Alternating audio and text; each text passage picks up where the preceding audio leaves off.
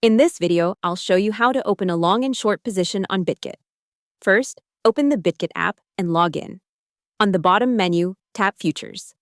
Before you trade, check that you've moved some funds from spot to futures so you have margin available. You'll also see options for USDT-M or Coin-M contracts. Most beginners use USDT-M. Next, choose the trading pair, for example, BTCUSDT.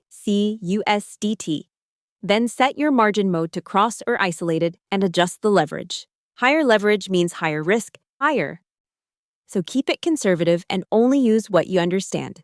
Now decide if you want to go long or short. Long means you think the price will go up. Short means you think the price will go down. Pick your order type, like limit or market, enter the price and amount, then tap open long if you expect a rise or open short if you expect a drop. Confirm the order. To manage the trade, go to the Positions tab. Here you can set Take Profit and Stop Loss, SIAM, or tap Close to exit your long or short position.